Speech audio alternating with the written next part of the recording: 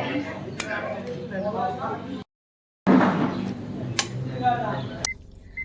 लोगोफोर, बयखौबो खुलुमबाय। दिनैनि आंनि गुबुन मोनसे गोदान भिडिअ बयखौबो बरायबाय। आसा खालामो बयबो आंनि भिडिअखौ नायनानै मोजां मोनगोन होननानै।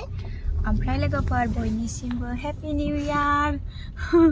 निउ इयारनि ब्लग लाबोनो मोनाखैमोन, ओमफ्राय दिनै लाबोबाय। जों दायो पाठसालायाव थांनो नागिरदों लोगोफोर, नायलांबाय था।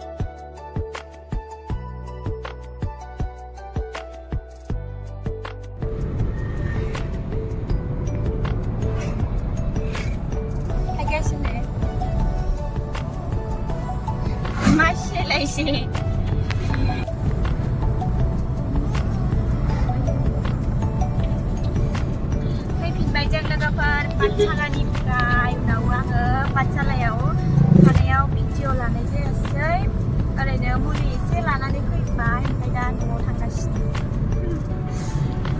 भिडिअ लानो डिस्टार्ब जायो नालाय थाबा, ओंखायनो आङो भिडिअ लानाय जायासै। मेथाइ जालांनोसै ब्रेन्डामाव सोगोनासै।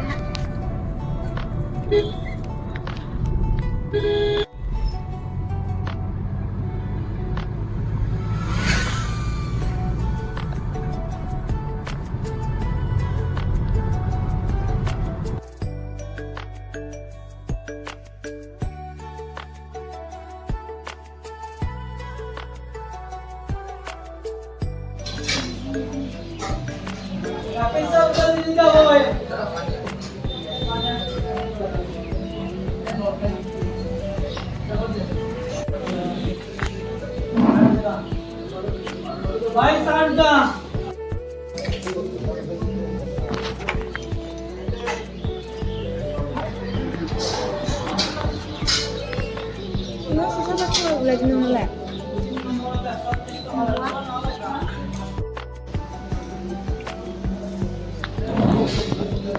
गुदुं गोथावथार दिनैनिया।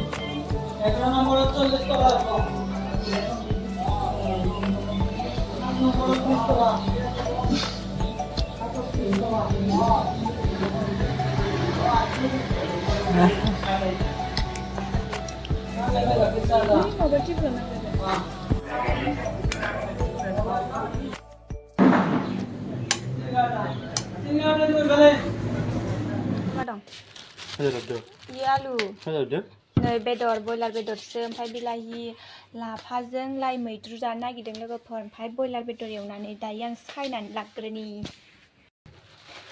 लाफा मैद्रुजों लाइ मैद्रु नानिया गाखोनो नो वाय। आंनाथ' जायगाया बे मोनसेल'खा, बिराद मोजां माने जायगायाव बेखिनियाव थानानै भिडिअ बानायनो, ओंखायनो बानायबाय थायो आङो। मोजां मोनो बे जायगाखौ गारनो हाया माने। बेसेबा गोबावनि उनावनो थुनथुनि मैगंखौ दिनैसो नुदों।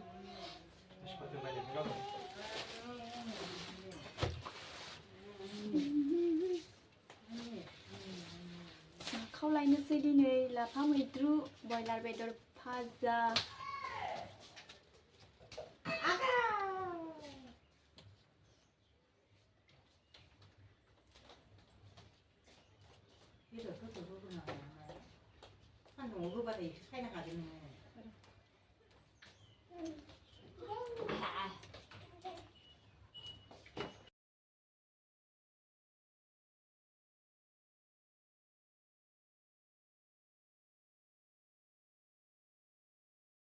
मोनबाय लोगोफोर नै बिलाहिजों बयलार भाजा जानोसै बिराद गोथावनो।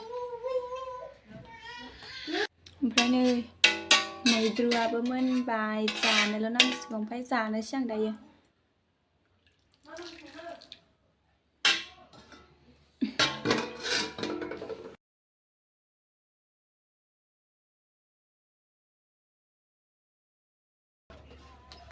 जानोसै दाबा खावरदो आंखौ हाजासे रायखांनानै आंनि बेदर खावरदो। जानोसै लोगोफोर नै मैद्रु बयलार भाजा।